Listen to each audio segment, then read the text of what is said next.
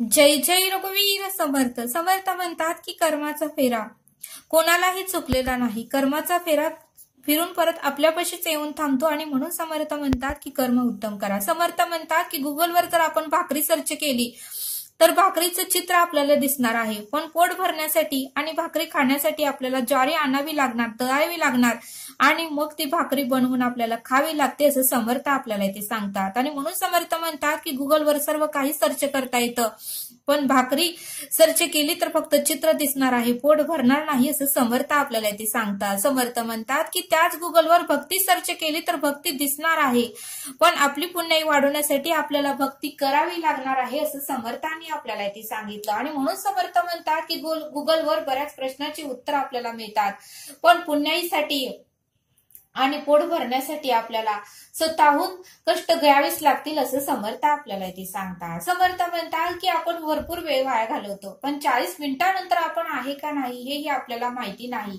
त्यामुळे म्हटले समर्थ आजचा दिवस शेवटचा आहे असे समजून आपण उपासना केली पाहिजे असं समर्थ आपल्याला इथे सांगतात. समर्थ म्हणतात की मोबाईल चार्जिंग केल्यानंतर आपण त्या मोबाईलचा जास्त वापर करायचा नाही.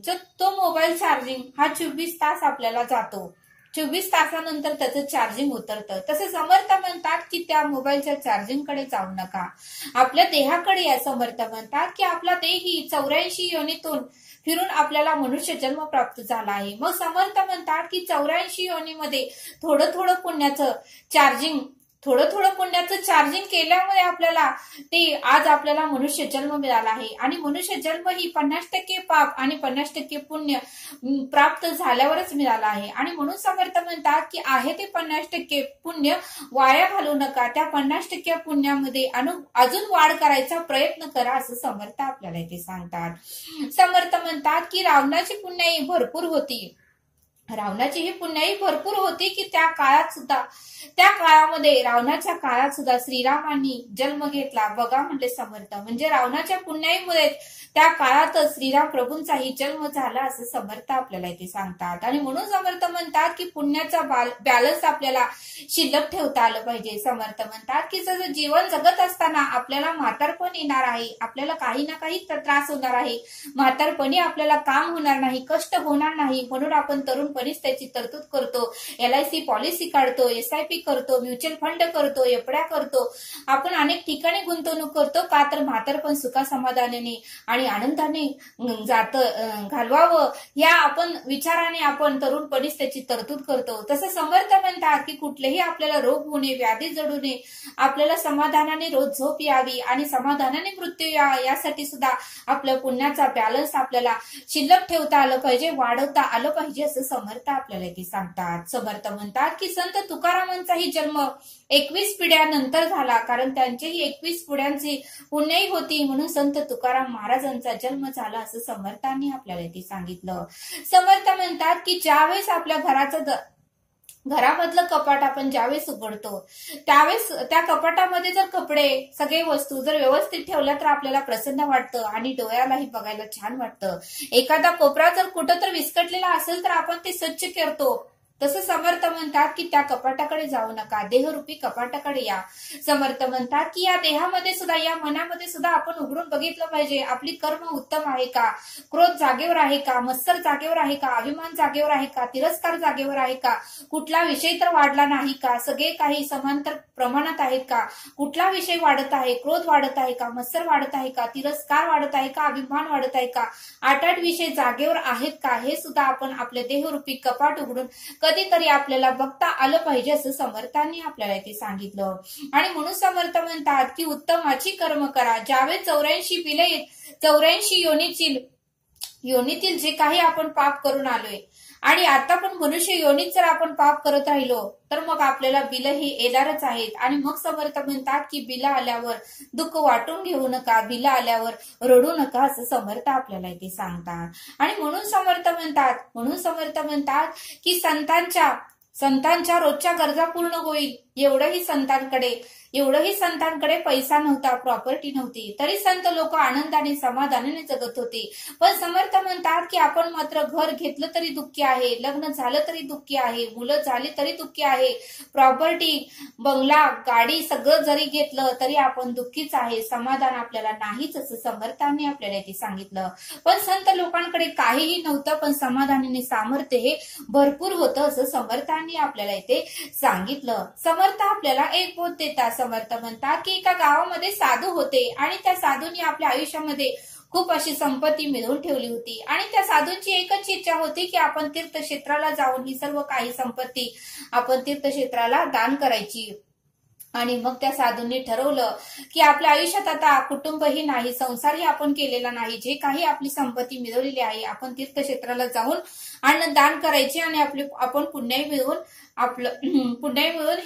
ही सृष्टी सोडून जायचं, असं त्या साधूंनी ठरवलं. आणि त्यांनी दुसऱ्या दिवशी तीर्थक्षेत्राचा रस्ता पकडला आणि त्यांनी तीर्थक्षेत्राला जायला निघाली.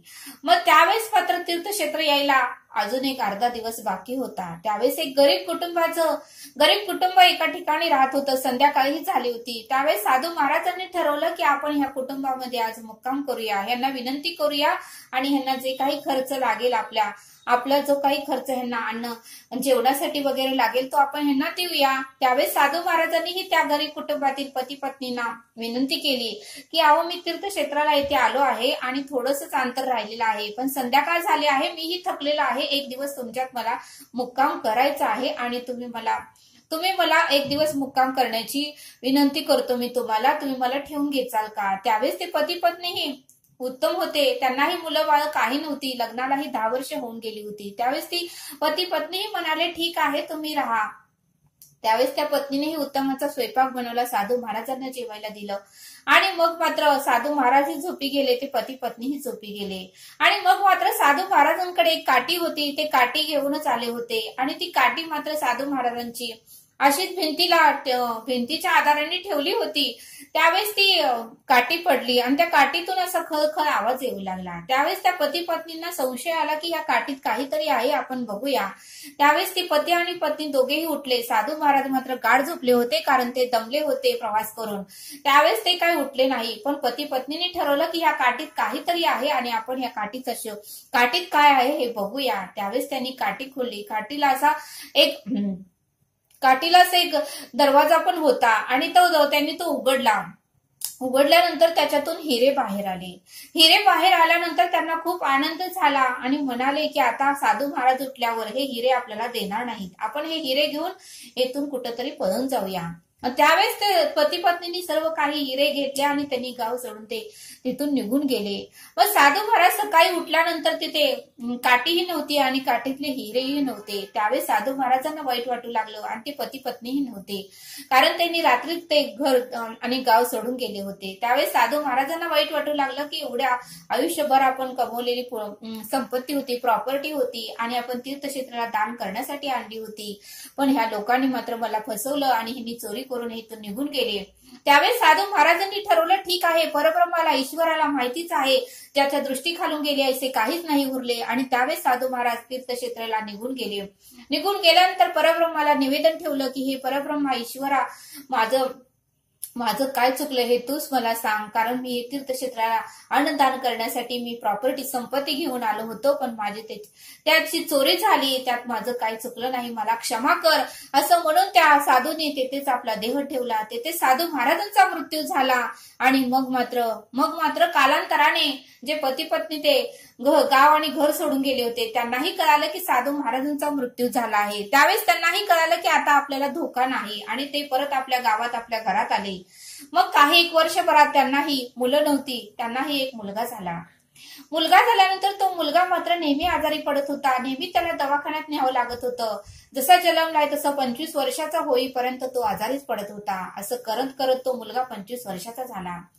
25 वर्षाचा झाल्यानंतर त्यांना त्या दवाखान्यात त्या मुलासाठी घरदार सर्व काही त्यांच्याकडे होतं, शेती वाडी ते सर्व काही विकावं लागलं, त्यांच्याकडे काहीच राहिलं नव्हतं. 25 वर्षांनी तोही मुलगा म्हणाला की मला आता जीवन जगायचं नाही, कारण मी नेहमी आजारीच असतोय आणि माझी तब्येत काय व्यवस्थित नसते आणि त्यामुळे मला आता हे जीवन संपवायचं आहे. त्यावेळेस त्या आई वडिलांना वाईट वाटू लागलं की लहानाचं मोठं केलं, आम्ही त्रास सहन केला, एवढं सगळं काही विकलं, तुला उत्तमाचं ठेवलं, दवाखान्यात नेलं, तुझे औषध पाणी केले आणि तू मात्र आम्हाला तर ज्यावेळेस तुझी गरज आहे तू आमची सेवा करायच्या ऐवजी हे जग सोडून जात आहे, तुला काहीतरी वाटायला पाहिजे. त्यावेळेस तो मुलगा म्हणाला काही नाही, मी आता तीर्थक्षेत्राला जाणार आणि तिथंच माझा देह ठेवणार.